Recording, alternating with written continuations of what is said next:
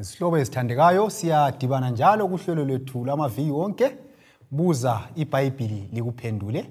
Sithanda ukubonga uNkulunkulu ngokusigcina kusukela evikini eliphelileyo sihlangana sifunda ezwini lakhe iBhayibhili. Okhulumayo ngumfundisi uOB Mpofu. Ihamba njalo lo mfundisi uMpofu angabingelela abalaleli. Mfundisi lingabingelela abalaleli. Ngiyabonga mfundisi. Salibonani balaleli. Salamukela njalo kuhlelo lwethu buza iBhayibhili likuphendule. Okhulumayo ngumfundisi uMpofu CK. Siyabonga sihlobo esithandekayo. Nxa lifisa ukubana lisitshayele ucingo kumbe lisifakele isilobo ku WhatsApp, nansi inamba 0718 04 abathathu 196 0718 444 Inkosi ibe lathi nxa siqhubekela phambili ngokufunda ezwini layo. Mina ngiyakholisa mfundisi Mpofu ukufunda incwadi kaDanyeli. Ithemba labalaleli bayakholisa bayikholisa incwadi ngoba incwadi emnandi kakhulu, incwadi evula amehlo. Siyakhumbula ke ukuthi iviki eliphelileyo besithinta ke isithombe senkosi ngokuchaswa kwaso nguDanyeli. Ngazi ukuthi mfundisi kukhona yini ongakutsho mhlawumbe kufinqa isifundo seviki eliphelileyo. Ngiyabonga mfundisi, singananzelela isithombe esikhulume ngaso ngeviki eledluleyo. Uzananzelela ukuthi ungaze uye embalini njengoba ke lokhu sikuthatha eBhayibhelini kwaba njengoba ke kunjalo. Leminyaka ibethiwe kusukela ngo605 BC kwaze kwayafika ku168 BC. So ke imbali iyavumelana la ukuthi lokhu kwenzakala njengoba ke kunjalo. Lanxa sokuseleke izigaba ezinye ezilandelayo ezizasithinta kulesi sigaba esingena kuso, uzananzelela futhi ukuthi njengalokho kwagcwaliseka esigabeni sakuqala, lalezi izigaba ezilandelayo futhi siza kugcwaliseka njengalokho kuveziwe eBhayibhelini. So kusinika mfundisi ukuthi kasethembeni ilizwi likaNkulunkulu ngoba kaliweli phansi. Siyabonga. Imbali iyafakaza ukuthi isiprofeti siyagcwaliseka. Kunjalo. Yikho sikubona lapha. So izolo sikhangelile ngamafitshane umbuso wegolide weBabylon 605 BC usiya ku539 BC. Sakhangela umbuso wesiliva esithethina uqala ngo539 BC usiya ku331 BC. Sakhangela umbuso wethusi iGreece, isiliva iMedo-Persia. iGreece sithe iqala ngo331 BC isiya ku168 BC. Imelwa yini? Lithusi. Then sasesikhangela umbuso wensimbi iRoman Empire 168 BC isiya ku AD 476. So imbuso esikhangelileyo ke iviki eliphelileyo. Siyaqhubeka ke sisiya phambili. Sikhangela ukuthi lapha nxa ukhangela uvesi ngu41 lo 42 uveza futhi enye indaba ethathekisayo lapha. Ithi yona njengoba ubonile inyawo lamazwane kuyingxenye yebumba lombumbi lengxenye yensimbi. Umbuso lo uzabe ungumbuso oyehlukeneyo. Amandla awo anjengensimbi. Kodwa njengobana ubonile ukubana ulomdaka uza kuba buthakathaka nxa siukhangela lumbuso. So sibonani? Sibona ukuthi umbuso lo ngumbuso obuthakathaka, ngumbuso oqinileyo. Ngumbuso wensimbi, ngumbuso womdaka. Uhlangene ukuqina lobuthakathaka. Engcenye ngingakachasisi kabanzi enye indaba efike engqondweni yami lapha engiyikhumbula ungakhangela kuhle kusukela phezulu kule golide. Kodwa ungakhangela isithombe igolide liyasinda. Kodwa nxa ukhangele igolide lisindayo lime phezulu komdaka. Kutshengisa ukuthi umdaka ungawoma isithombe lesivele siyavele sinjani siyawela phansi. Lokho kusifundisa okunye futhi ukuthi imibuso yomhlaba vele itemporary iba khona okwesikhatshana ngoba nxa into esindayo ime edakeni udaka lungawoma kuyadilika. So isisekelo sakhona ifoundation yemibuso yomhlaba vele isitshengisela ukuthi ikhona okwesikhatshana. Yikho esikubonayo lapha. So umbuso lo uyathathekisa ngoba usivezelani embalini ungakhangela amazwane lawa angu10. Umbuso weRoma ngo-AD 476 wadabukana phakathi wachitheka waba yimibuso emingaki elithumi. Yikho kumele ngamazwane anjani alithumi ahlangene insimbi lodaka. Ungakhangela ke umbuso weRoma kuthiwa wahlaselwa ngabantu okuthiwa ngama-barbarian tribes. Wasudabukana phakathi kwaphuma umbuso wabantu okuthiwa ngama-Lombards. Ama-Lombards yibo namhlanje okubizwa kuthiwa yi-Italy. Kwase kuphuma umbuso wabantu okuthiwa ngama-Anglo-Saxons ababizwa namhlanje kuthiwa yi-Britain. Kwaphuma umbuso wama-Suevi ababizwa namhlanje kuthiwa yi-Portugal. kwaphuma umbuso wama-Alemani abizwa kuthiwa i-Germany, kwaphuma ama-Burgundians okuthiwa i-Switzerland namhlanje, kwaphuma ama-Visigoths okuthiwa i-Spain namhlanje, kwasekuphuma ama-Franks okuthiwa i-France namhlanje. Then kwasekusithi imbuso emithathu ama-Ostrogoths, lama-Vandals, lama-Heruli, layo yaphuma futhi embusweni wani weRoma. Kodwa kayikho namhlanje yadilizwa, yabhujiswa. Siza kuthinta ku-chapter 7 ukuthi yabhujiswa njani futhi ngubani. Kodwa siyabona lapho ukuthi imbuso le emithathu kayikho, sokusele ngu7 phakathi kwamazwana angu10, sokusele imbuso emingaki engu7. So incwadi kaDaniel iyasivezela ukuthi imibuso leyi engu10 yaphuma embusweni weRoman Empire ngokudabukana phakathi kwayo ngo-AD 476. Angazi ukuthi nxa siya phambili singathini ngembuso leyi eyamazwane leyi ehlangene udaka lensimbi. Ngiyabonga mfundisi. Siza kunanzelela ukuthi imbuso le elithumi leyi yayenza imizamo yokubana ke babambane babe ngumbuso owodwa. Kodwa ke iphupho lika Nebukadnezar lele licasiswa nguDaniel lilomutsho vele engifisa ukuthi siufundeni sonkeni ukwenza ukuthi ekucineni kwako konke sonke sibambe olunye ulutho ngephupho lika Nebukadnezar. Ngizafunda uDaniel ngo2 ivesi ngelika 43. iBhayibheli lithi lona ke njengoba wabona insimbi ihlanganiswe lebumba elibuthakathaka bazaxubana ngokuthathana kodwa kabayi kunamathelana njengoba insimbi ingahlangani lebumba. Ngamanye amazwi ke imizamo yonke yokuhlanganisa amazwe lawa alithumi esikhulume ngawo izizwe lezi ezilithumi yaba khona. Ungananzelela embalini uzananzelela ukubana ke kulamadoda njengabo Napoleon benza imizamo yokuzama ukuhlanganisa ukubana ke umbuso ube ngowodwa kodwa behluleka. UHitler soze simtshiye phandle naye ngwazama ukuthi thungamela ilizwe leJelimane naye kube lombuso owodwa kodwa kwamehlula namhlanje kulelo thulu lomhlabathi oqandayo. OChalimani labo bakwenza ngokuzama ukwendiselana lokuthathelana kodwa ke kwehlula. William Kaiser benza into efana nayo kodwa ke bonke benza njani behluleka. Kungenxa yani ngoba insimbi lebumba kakuxumani kakuhlangani. So sinanzelela ukuthi even abes-Austrian bale mucho wabo othi wona ke ngolimi lwesikhiwa ngizakufaka ngolimi lwesintu ukubana ke others may go to war but you happy Austria marry. Ngamanye amazwi bona nxa babefuna ukunqoba babe ngatshoni bezihlupha ngokuyempini kodwa ke babe sendisela nje abantu kwenze ukuthi kube lobuhlobo lobudlelwano. Kungaba lobudlelwano lobuhlobo lokuthathelana abantu sebeyizihlobo. Kodwa ke sizananzelela ukuthi la njengoba ke isithombe lesi esaphutshwa nguNebukadnezar lencazelo kaDaniel yatsho ukubana ke ibumba lensimbi akusoze kuhlangane akuzange kuye ndawo khona lokho sabona sokusiba labo World War 1 labo World War 2 impi yomhlaba wonke yakuqala lesibili. So ke sinanzelela ukuthi okuchiwo lilizwi likaNkulunkulu kuqinisekile kakuweli phansi. Indaba emnandi yagcwalise. kuNapoleon bathi wayefuna ukuthiwa i-European Court of Law ukuthi kube lo mthetho we-Europe owodwa. Ngikhumbula futhi embalini lapha kuthiwa uHitler ngelinye ilanga wathi edlula eFrance kuthiwa wadlula engcwabeni likaNapoleon wabehleka. Kuthiwa wabehleka uNapoleon usulu wathi mina ngizanqoba lapho uNapoleon anjani ayehluleke khona.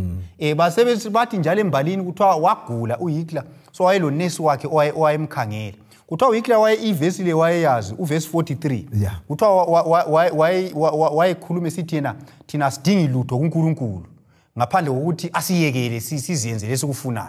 Ngesikhiwa uthi we don't need anything from God except that he leaves us alone.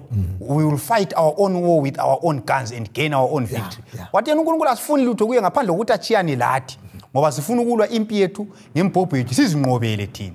Kuthiwa wayebala uDaniel unesi owayemkhangele egula uthi wayesithi ngabala uvesi 43 ukuthi abaye kuhlangana. Kuthiwa uHitler wayesinxayelele embhedeni ngabala uvesi 43 asukume embhedeni eqe ethi ngizanqoba ehleka kodwa wafa enganqobanga. iEurope kayinjani kayihlanganisanga kwamehlula ngoba ilizwi likaThixo linjani liyagcwalise. kuNapoleon laye kuthiwa wathi eseWaterloo esenqotshiwe kuthiwa wathi the Almighty has been too much for me. uNkulunkulu ngikhulele ngikwehlulekile. So uNkulunkulu angakhuluma akula ongaphikisana lakho. Yikho kuthiwa nguyofaka amakhosi nguyonjani nguyosusa amakhosi. Indaba ethathekisayo ke le nxa ungakhangela futhi uverse 44 lapha uverse 44 ukhuluma enye indaba ethathekisayo lapha sesibonile ukuthi behluleka ukuhlanganisa ibumba lensimbi uverse 44 uthi yena futhi ezinsukwini zalawo makhosi uNkulunkulu wezulu uzamisa umbuso ongasoze wachithwa lobukhosi bawo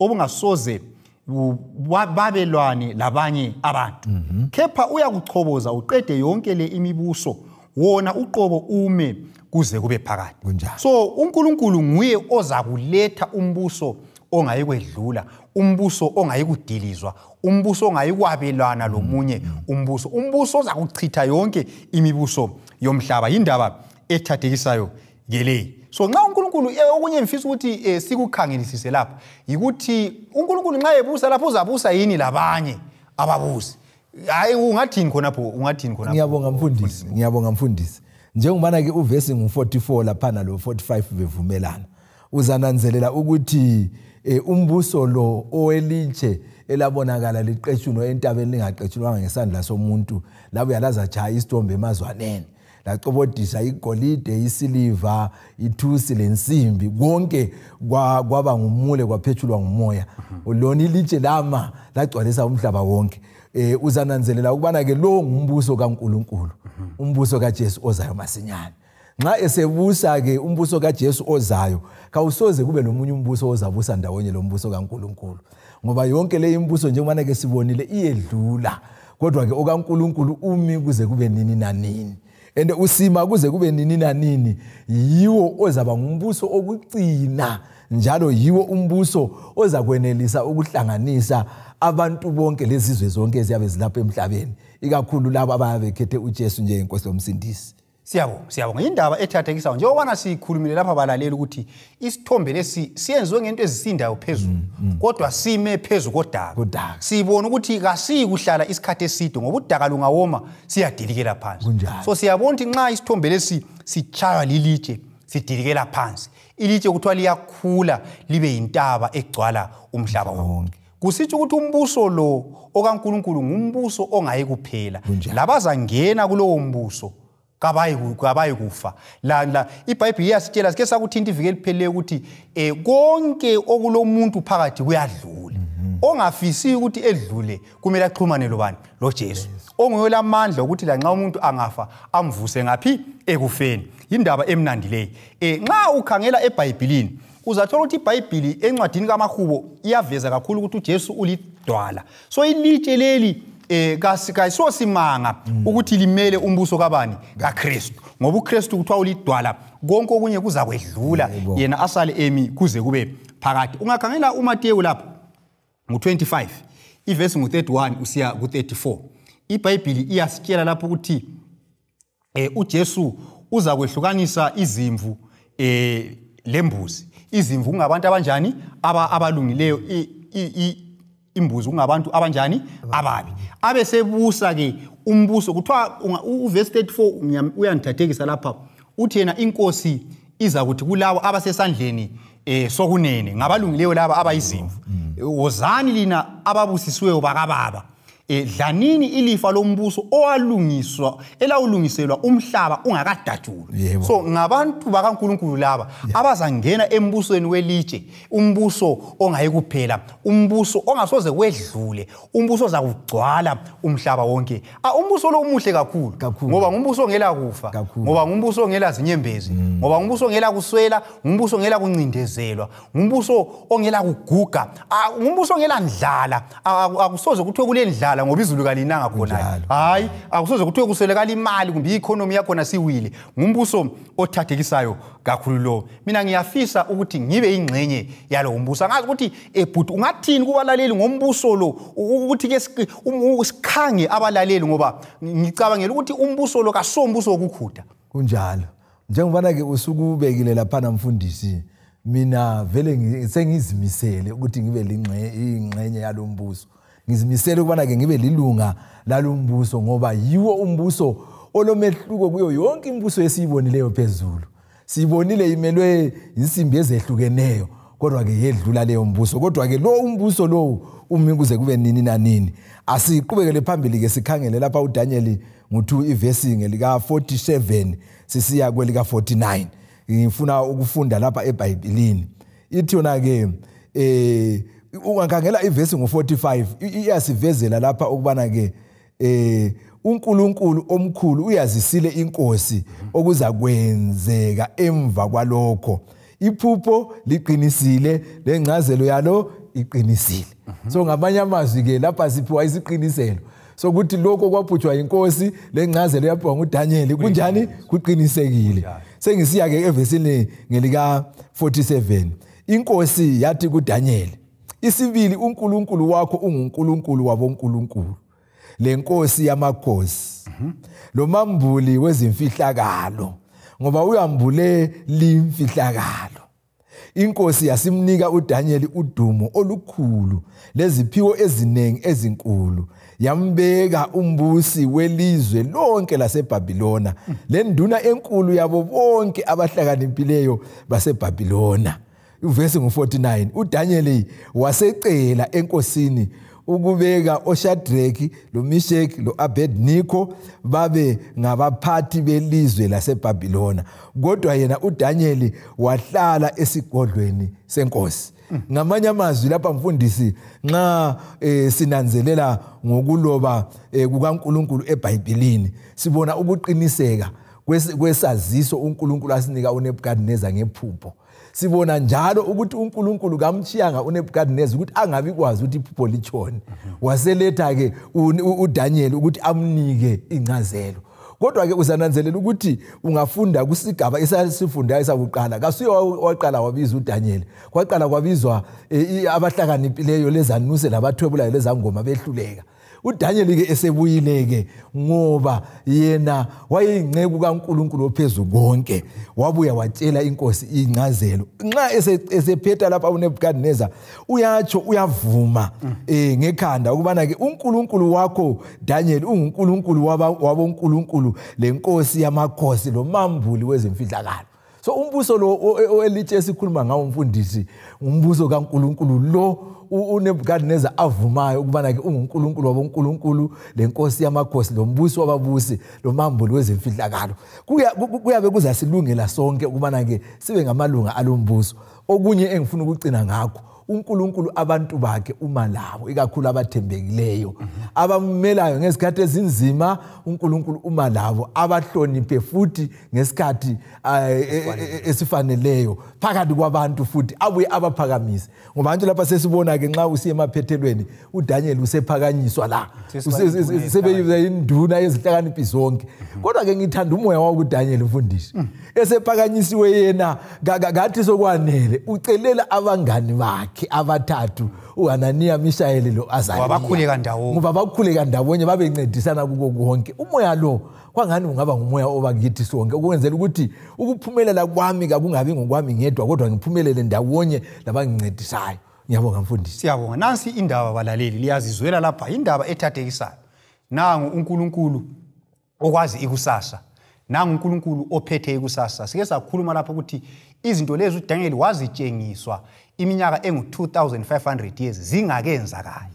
Yikho ke ilizwi likaNkulunkulu liqinisile, ngoba imbali iyaveza ukugcwaliseka kwakho. Nxa uNkulunkulu wathi iBhabhiloni izadlula yadlula, iMedo-Persia izadlula yadlula, iGreece izadlula yadlula, iRoma izadlula yadlula, lenyawo lezi ezingu10 zizadlula, ukuthi zizadlula.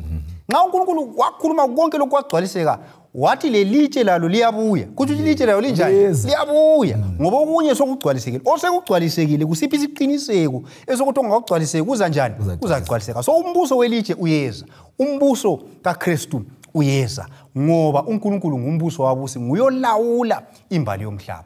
Lawe unganikela ikusasa yakho kuye, ikusasa yakho ivikelekile. Lawe ungavuma ukwamukela uJesu, ungene embusweni wakhe, usuyamukele impilo engapheli, uJesu uza kubusa kunye lawe. Inkuthazo ke ezakithi balaleli, nanti ithuba nansi ingqobe osala ulayo ingqobe yokuthi wamukele uKristu awungezake wavuma yini ukuthi ungene kulo umbuso ongayi kuphela umbuso wentokozo umbuso ongela ndlala umbuso ongela kuhlupheka umbuso ongela mkhuhlane umbuso ongela ngisho lohlupho olulodwa awungezake wavuma yini ukuthi ungene kulo umbuso nguchiyela leyo ngqobe nguchiyela lo mlando mlaleli kule iviki uThixo asibusise asenzele umusa nxa silungela lo mbuso nxa singena embusweni welitshe umbuso ongayi kuphela uNkulunkulu asibusise siyedibana njalo kuviki elizayo siyabonga.